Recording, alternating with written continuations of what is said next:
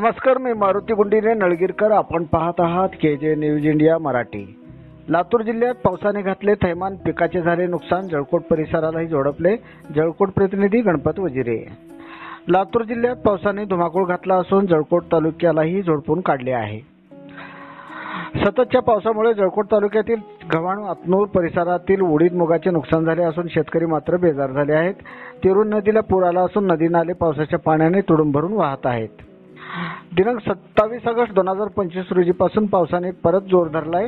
पावसाची संततधार असल्यामुळे गव्हाण आतनूर मधील तिरू नदीला पूर आला असून आतनूर गव्हाणचा संपर्क तुटलाय.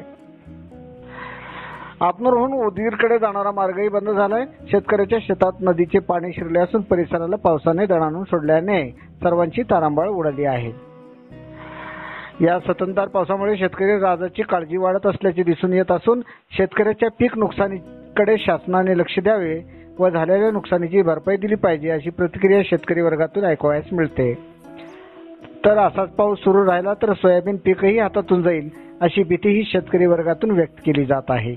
KJ news India Marathi Jalkot प्रतिनिधी. आपण पाहत रहा KJ news India Marathi. KJ news India चॅनलमध्ये आपले स्वागत आहे. नमस्कार, मी गणपत वजिरे.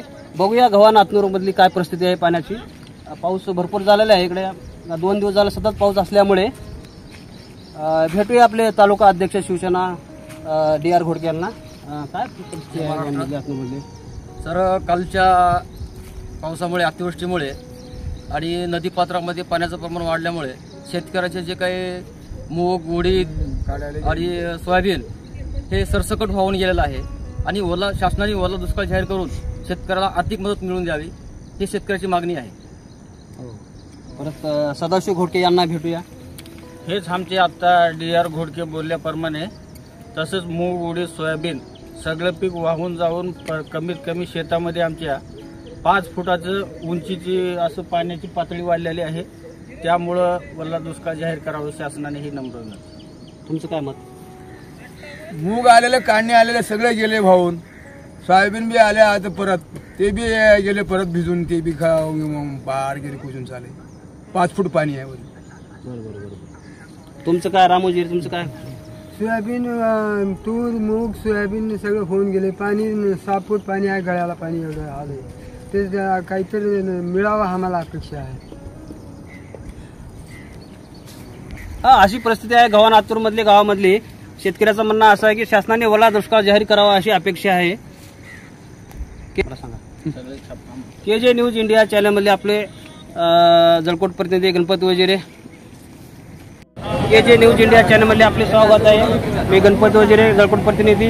बघूया गव्हाण आतनूर मधली काय परिस्थिती आहे. 2 दिवस पाऊस चालू असल्यामुळे शेताचं फार नुकसान झालेलं आहे.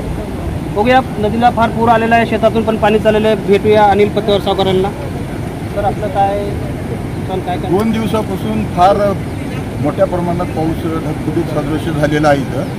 त्यामुळं आतोनात शेतकऱ्याच्या नदीकाठाच्या आणि जवळल्या शेतकऱ्याचं सर्व मूग, उडीद, सोयाबीन, कापूस अशी सर्व पिकं पाण्याखाली गेलेली आहेत. जमिनीचं पिकाचं तरी नुकसान झालंय, पण जमिनीचं देखील फार मोठ्या प्रमाणात नुकसान झालंय.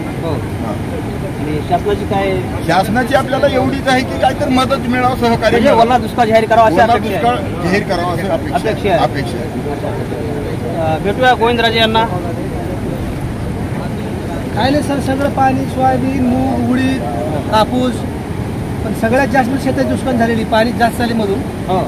काल पाणी पुरं काल होतं त्याच्यामध्ये फळ सगळं इकडे बघा. भेटूया गौशेषवाडे यांना. काय नाही, आमचं पूर्ण वाहून गेलं शेत.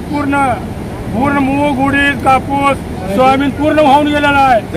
जमीन वाहून गेली आमची. काही पूर्ण जमीन खचून गेलेली आहे. बंधारा येऊन बघा, बंधाऱ्याची हाल काय झालेली आहे ते बघा येऊन. तुम्हाला एवढे संपूर्ण माहिती घेऊन आम्हाला काय तातडीने मदत द्यावी ही नम्र विनंती. भेटूया मारुती उडते यांना. तिरू नदीवर अशी नुकसान झाली की बरेच शेतकऱ्याचे पाईप आणि जमीन, मोटारी पूर्ण खचून गेलेले आहे. मोटारी पण वाहून गेलेली अशी परिस्थिती आहे. काय तर शासनाला काय तर मदत करावं अशी माझी भूमिका आहे. हा बघूया पाणी परिस्थिती गव्हाण आणि आत्मूर परिस्थितीमध्ये या गावामध्ये दुष्काळामध्ये अशी बेहाल झालेली आहे. शेतकऱ्याचं म्हणणं असं आहे की शासनाने काहीतरी ओला दुष्काळ जाहीर करावा आणि शासनाने मदत शेतकऱ्याला द्यावं अशी अपेक्षा आहे. बघूया पुढील काय. जळकोट प्रतिनिधी गणपत वजिरे.